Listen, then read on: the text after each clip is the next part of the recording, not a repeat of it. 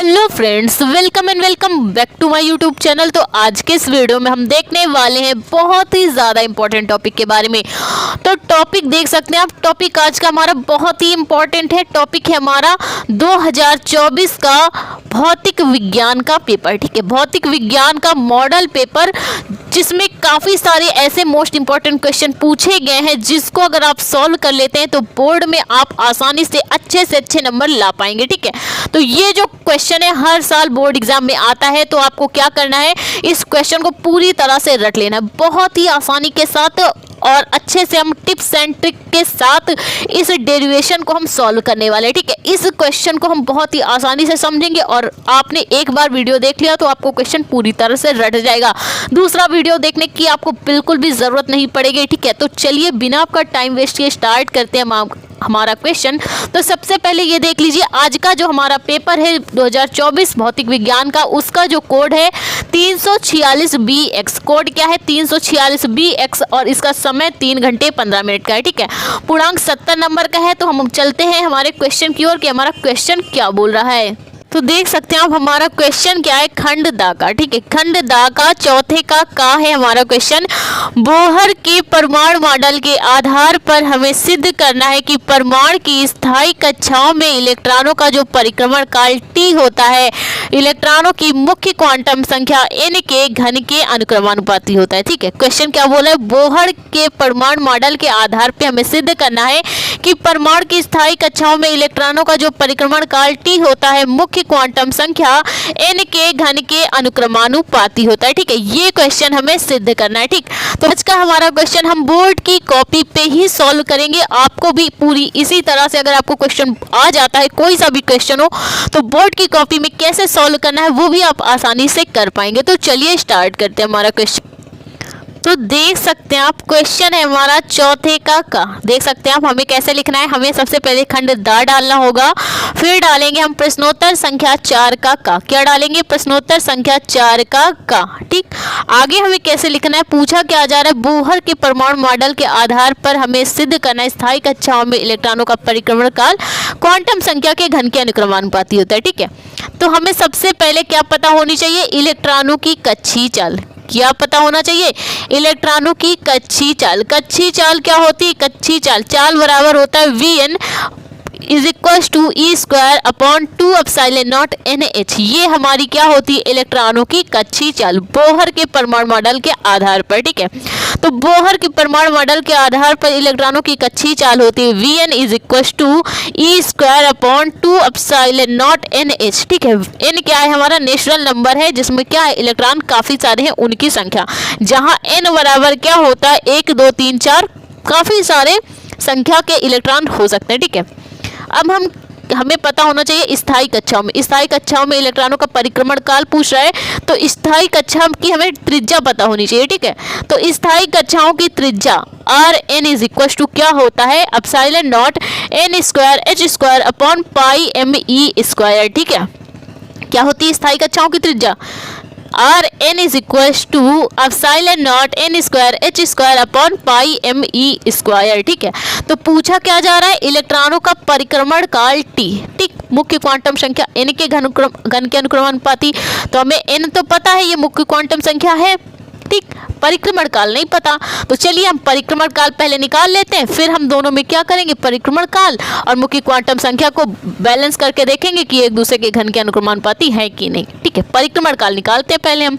तो इलेक्ट्रॉनों का परिक्रमण काल क्या हो जाएगा, इलेक्ट्रॉनों का परिक्रमण काल बराबर क्या होता है, इलेक्ट्रॉनों की परिधि बटे चाल। ठीक है, तो परिक्रमण काल को हम T से व्यक्त करते हैं, तो यहाँ पे हमने T लिख लिया। ठीक, अब परिधि का फॉर्मूला होता है 2πr। अब चाल क्या होती है, चाल को हम V से व्यक्त करते हैं। ठीक है, तो हमने क्या कर लिया, फॉर्मूला हमारा क्या बना, T is equal to 2πr/V।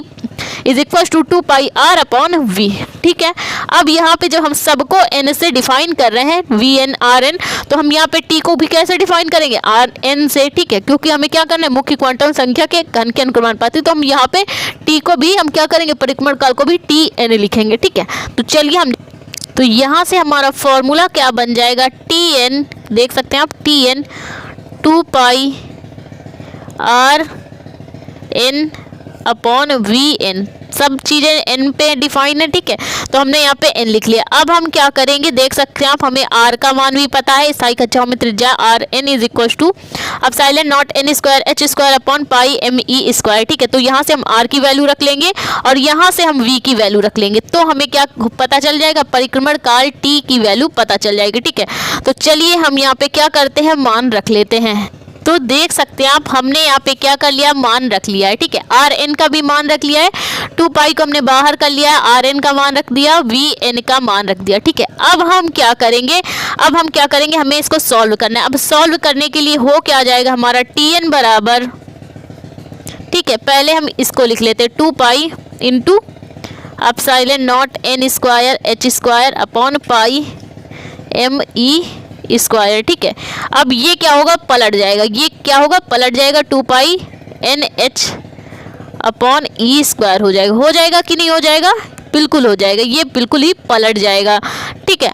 अब हमें क्या करेंगे, अब जो क्या होगा, जो कटने वाली चीज़ें होंगी कटेंगी और जिनको जुड़ना होगा वो जुड़ेंगी। तो देख सकते हैं आप, यहाँ कटने वाली तो कोई चीज़ नहीं है, तो हम क्या करेंगे, सबको ऐड कर लेंगे, ठीक है। T n upon 2 pi into 2 pi, ये क्या हो गया हमारा, ये पाई से पाई कैंसिल आउट हो जाएगा, ठीक है, पाई से पाई कैंसिल आउट हो जाएगा, यहाँ पे हो जाएगा 4। अब एप्सिलॉन नॉट का स्क्वायर, ठीक है। अब n स्क्वायर एक n और n क्यूब हो गया, h स्क्वायर एक h है, h का क्यूब हो गया। अब यहाँ पे m है और e स्क्वायर e की पावर 4 हो गई, ठीक है। तो ये वैल्यू हमारे पास निकल के आ चुकी है, ठीक है।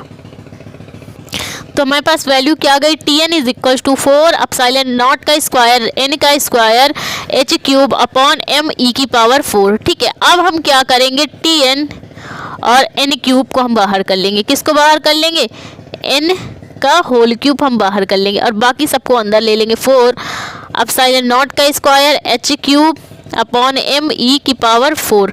तो हमसे बोला क्या जा रहा था, ये जो परिक्रमण काल t है, तो हमसे बोला जा रहा था परिक्रमण काल जो t है मुख्य क्वांटम संख्या n के घन के अनुक्रमानुपाती होता है, ठीक है। n के घन के अनुक्रमानुपाती होता है, तो कैसे अनुक्रमानुपाती होगा, तो चलिए हम देखते हैं। तो क्या हम ये जो पूरा है इसको हम कांस्टेंट मान सकते हैं, ठीक है। कोई भी चीज़ हो, जैसे f प्रोपोर्शनल r होता है, ठीक है। अब f प्रोपोर्शनल r होता है, तो जब हम क्या करेंगे, जो प्रोपोर्शनल हटाएंगे अनुक्रमानुपाती वाला, तो वहाँ पे क्या आ जाता है, कोई ना कोई कांस्टेंट आ जाता है, जैसे हमारा c कांस्टेंट, ये आपको केवल समझने के लिए है, ठीक है। तो यहाँ पे c r आ गया, ठीक।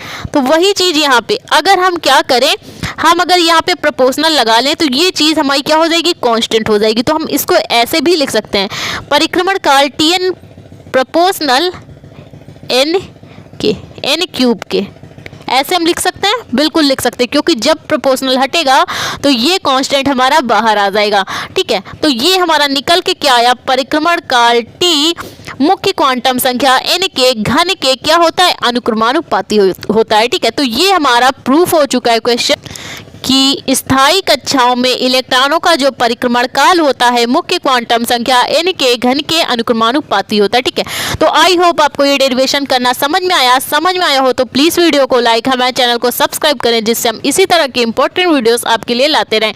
Thank you for watching this video.